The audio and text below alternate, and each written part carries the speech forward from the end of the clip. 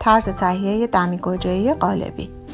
مواد لازم: برنج 2 پیمانه، گوجه فرنگی رنده شده 5 عدد، پیاز نگینی خرد شده 1 عدد بزرگ، سیر رنده شده 2 حبه، رب گوجه فرنگی 1 قاشق غذاخوری، سیب زمینی مکعبی خرد شده 2 عدد، پودر زردچوبه 1 قاشق چایخوری، پودر فلفل سیاه 1/2 قاشق چایخوری. ابتدا برنج رو در آب و 1 قاشق غذاخوری نمک خیس کنید و نیم ساعت کنار بگذارید.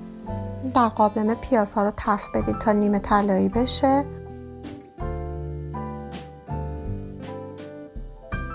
سپس سیر رندش رو در اضافه کنید و چند ثانیه تفت بدید. سپس پودر زردچوبه و فلفل سیاه رو اضافه کنید و چند ثانیه دیگه تفت بدید.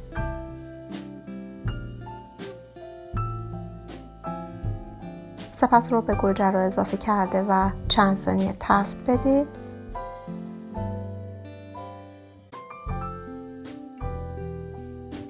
سپس گوجه فرنگی رندش رو در اضافه کرده کاملا مخلوط کنید و اجازه بدید برای حدود 5 دقیقه بپزه تا طعم خامی گوجه ها گرفته بشه.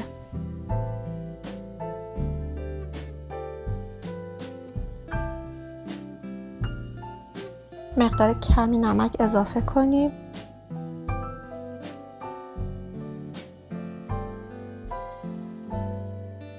سپس آب برنج رو گرفته و برنج رو به مواد اضافه کنید و کاملا مخلوط کنید.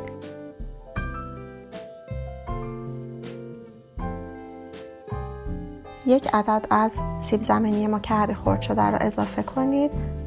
نیم لیتر آب به مواد اضافه کنید و در قابلمه رو گذاشته زیر شعله ملایم رو به بالا تا آب مواد کشیده بشه.